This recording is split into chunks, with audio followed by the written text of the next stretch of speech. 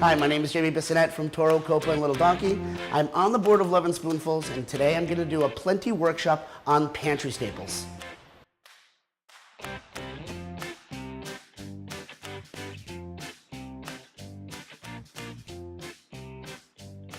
When I'm cooking at home, I like to make sure that I always have a pantry stocked with things that aren't going to go bad, that I can always reach to in a pinch, that I know I can make something quick, delicious, and nutritious. I always make sure I have canned lentils, some sort of canned tomato, canned chickpeas or any other legume. I always have some sort of really great spice, either ras al hanout or curry, paprika.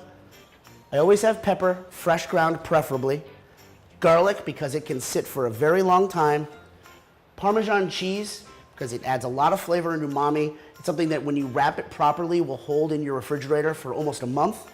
And then lastly, anchovies. Canned anchovies add a great punch, a little nuance, and something that just makes your food a little bit different, more interesting, and flavorful. So today, using all of my pantry staples and this bag of beautiful vegetables that Lovin' Spoonfuls just dropped off, we're gonna make a couple quick and easy, delicious dishes. So let's see what we got. We have some fennel, some flat parsley, some beautiful radishes, some bell peppers, cauliflower, zucchini, and yellow squash. And I think that is going to make a couple great things. Looking at all the different awesome vegetables, knowing that I've got canned chickpeas, I think the first thing is going to be kind of a version of a bagna cotta, which is just fancy garlic anchovy kind of sauce with vegetables. So first thing I'm going to do is take some of these anchovies. I've got a little bit of caper in it. I'm just going to put them into the bowl, then kind of mash them up with a fork. I'm going to add a little bit of chopped garlic. We're just going to take a fork and kind of mash it into a paste. It doesn't have to be too much, just a little bit. It's going to add a nice base seasoning. And after it's kind of smashed up a little bit, I've always got flavorful oil around the house, whether it's canola oil, safflower oil, or olive oil. So I've got a little bit of olive oil we're going to pour in here. And we're going to add just a little bit of cayenne pepper. Remember, with a dish that has canned anchovies, we may not need any salt, so we'll wait until we get more vegetables in there to taste. Going to add our garbanzo beans. And we just kind of want to coat that with the anchovy garlic mixture. And now we're going to start adding the vegetables. So first, we're going to take some of our nice, beautiful fennel. We're going to slice that so it stays crunchy.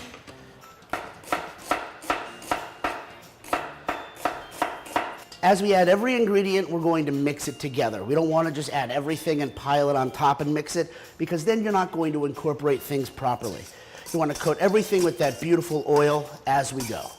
And we're going to add some fresh ground black pepper. Now we're going to add some zucchini.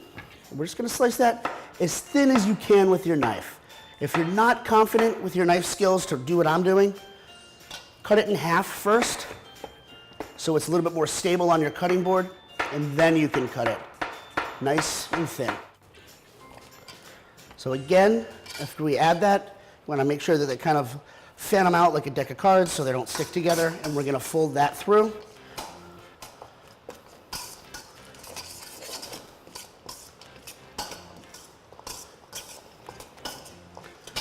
And next we're going to do the same exact thing with the yellow squash.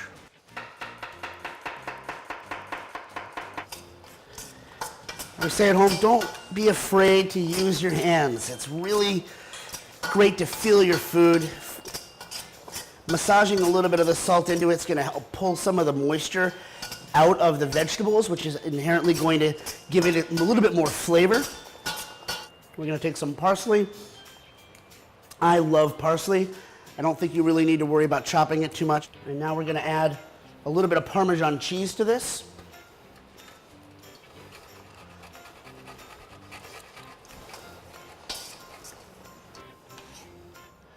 Just kind of want to pile it right down the middle. I like to get all my vegetables down. And a little bit of the chickpeas on top. And the chickpeas just sitting for that extra couple of minutes, absorb more of that oil. We've got some of our radishes. And we'll do that same kind of thin cut like we did before on the zucchini and the squash.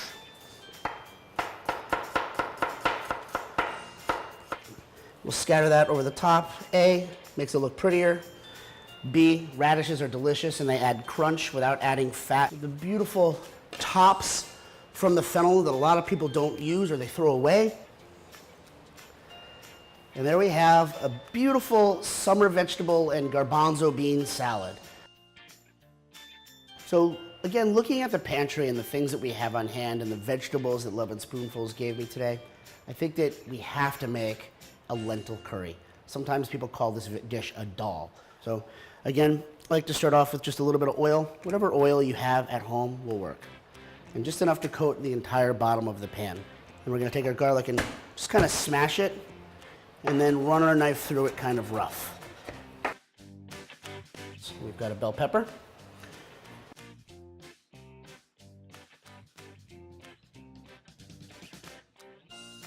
So we've diced some different colored bell peppers and our garlic is starting to become very fragrant. We have some awesome mushrooms that we got. So we're gonna add those in now with the fat. We're gonna add some of our yellow peppers, some of our red peppers, and we're gonna season with salt. So seasoning a little bit with salt now will help pull some of the juice out of the peppers and add more flavor. We have some of our curry powder.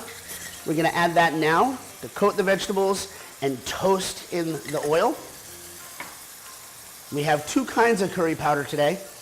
If you don't have two, you can totally just use one. We didn't use a ton of fat in the beginning, but all of the vegetables are now starting to leach out their liquid from the salt and cook in that, and that is what's going to be the foundation of flavor in this dal. So as the vegetables are cooking, we're ready to start adding some more ingredients. So cauliflower, even though it's a nice firm hard ingredient, doesn't take as long to cook as a lot of people think. So we want to get that in there, not too early. Oh man, I wish you could smell this. That curry smells fantastic. So again, after we add the cauliflower, we just kind of want to coat it again with all the fat and the curry. We'll give it another seasoning. When you season, always season high and let it fall like snow. If you just season like that, you end up having the salt stick to one piece. We have our canned lentils. It came in a little bit of liquid, but we strained the liquid off, and we have just the lentils that we're going to add in now.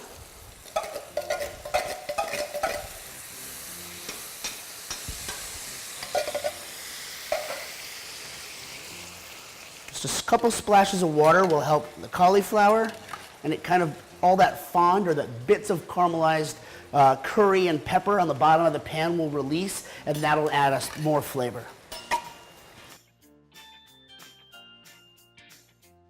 The next ingredient, just gonna add a little bit of tomato. And that tomato is gonna help give us a backbone foundation and a little bit of acidity to help really flavor this lentil dish. And a curry vegetable dish like this is awesome. It's super forgiving. If you have all of the seasonings, you can really add any vegetable you want. All right, our cauliflower is cooked, our lentils are done. This is going to be a great vegetarian main course. Something I always try to remind my friends, meat is great, meat has flavor, but it's awesome to have really healthy vegetable forward meals as well. Want to make sure as we're putting it on, we get plenty of all the different vegetables, and you can see that the lentils have kind of turned into the backbone.